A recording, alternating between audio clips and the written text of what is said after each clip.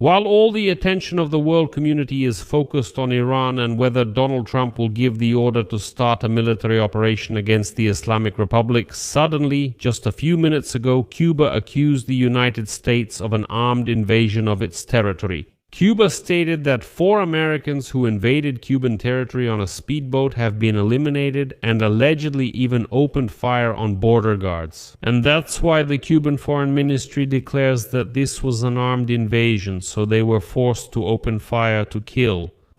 And here we immediately recall that back in January, after the operation to capture and arrest Nicolas Maduro, in particular the Venezuelan dictator Donald Trump and Marco Rubio, the Secretary of State of the United States, directly stated that Cuba would be next. And, as you know, in general, Donald Trump has now given the order to impose a blockade, an oil blockade on Cuba, so that no oil at all can be delivered to Cuba. And this has essentially already created a collapse. On this so-called island of freedom, Russians are trying to break through and deliver oil to the Cuban regime, but Trump is trying to counteract this.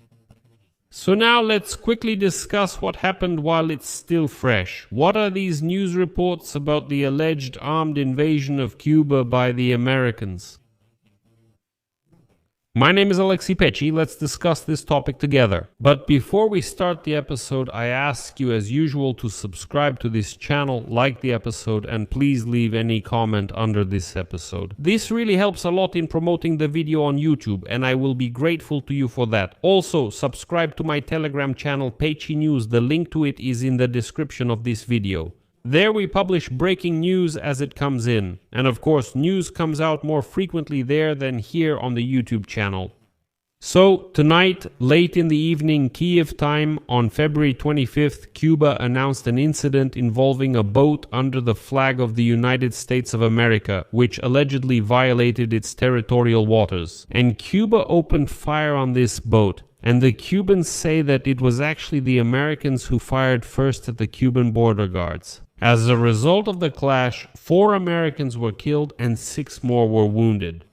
This was reported in particular by the Ministry of the Interior of Cuba. According to the agency, the incident occurred on the morning of February 25th off the coast of the central province of Villa Clara. The statement from the Ministry of the Interior of Cuba notes that a boat registered in the state of Florida and sailing under the American flag was found in Cuba's territorial waters, approximately 1 nautical mile northeast of the El Pino Channel, in the area of Cayo Falcones, which is in the municipality of Corralillo. When the Cuban boat with 5 border guards approached the vessel for identification, the crew of the boat allegedly opened fire, resulting in the Cuban commander being wounded.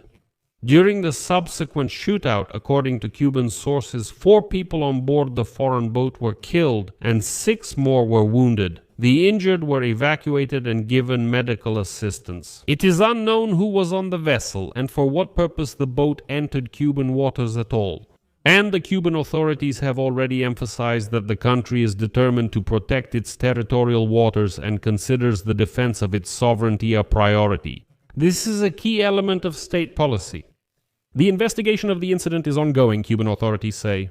But now, basically, there is already a suggestion that perhaps this boat could have been somehow connected with the same drug cartels that transport drugs in these waters. It's hardly possible to call this a direct military invasion of Cuba. It's unlikely that a boat with 10 Americans on board was trying to attack Cuban border guards and thus start an invasion of Cuba. It sounds strange, but nevertheless, this is a media opportunity that the Cubans will definitely use to their advantage.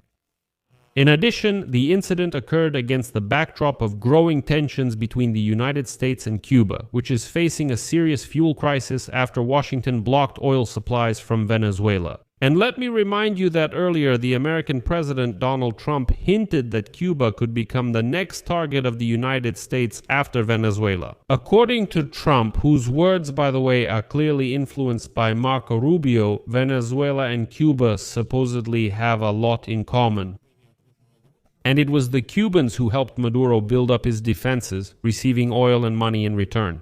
And since, as Trump put it, things aren't going very well for Cuba, helping the Cuban people could be the logical next step for the US, By helping the Cuban people, he means helping to overthrow the regime. And in addition, in his address to Congress on February 24th, Trump made a rather mysterious statement that in the near future. Overall, as he says, this year 3 dictatorial regimes should disappear from the world. First Venezuela, then the Iranian regime, and a hint at the Cuban regime. Whether this was a prelude to him preparing to do something with Cuba as well is unknown, but such a statement was made. And in this context, I want to remind you that back on January 3rd, Donald Trump, while describing details of the American operation in Venezuela, hinted at which other countries the US might, as they say, enter and change the government there. And at that time, he stated that these countries were Cuba and Colombia. At that time, Trump assured that for now he was not considering military action against Cuba, and he advised the president of Colombia to watch his own backside. That was a quote. According to Trump, Venezuela and Cuba have a lot in common, as I already said, and now I will translate the quote that Trump made at that time.